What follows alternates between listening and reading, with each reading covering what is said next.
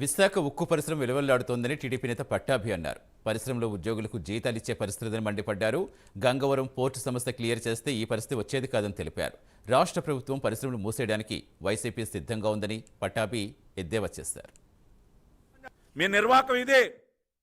విశాఖ ఉక్కు విలవల్లాడుతూ ఉంది వాళ్ళ విశాఖ ఉక్కు పరిశ్రమ. దీనికి ఏమి జవాబు చెప్తారు? 3 బ్లాస్ట్ ఫర్నెస్లు పనిచేయాల్సిందే, ఇవాళ ఒకటే పనిచేస్తూ ఉంది విశాఖ ఉక్కు పరిశ్రమలో. Because of the closure of Gangavaram port today.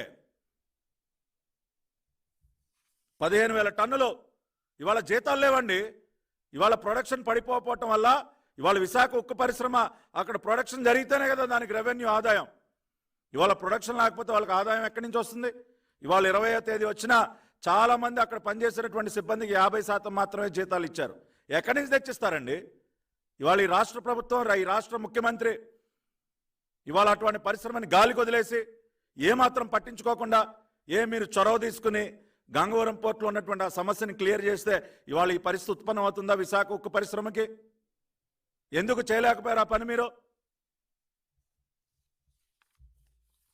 నిజంగా ఎంత బాధ కలుగుతుందంటే, ఇటువంటి పనులు చేసి మేము సిద్ధం, ఇట్లాంటి పనులే నాశనం చేయడానికి మీరు సిద్ధం. ఎప్పుడు కూడా పరిశ్రమల్ని మోతేయడానికి మీరు సిద్ధంగా ఉంటారు. కార్మికుల పొట్టగొట్టడానికి మీరు సిద్ధంగా ఉంటారు ఎప్పుడు కూడా. ఏదైనా మంచి చేయటం ఎప్పుడైనా చేతనైందా మీకు? ఏదో మేము సిద్ధం అంట. ఇదిగో దీనికి విశాఖ ఉక్కు పరిశ్రమని ఈ రకంగా తయారు చేసి వాళ్ళు మేము సిద్ధం అంటా ఉన్నారు.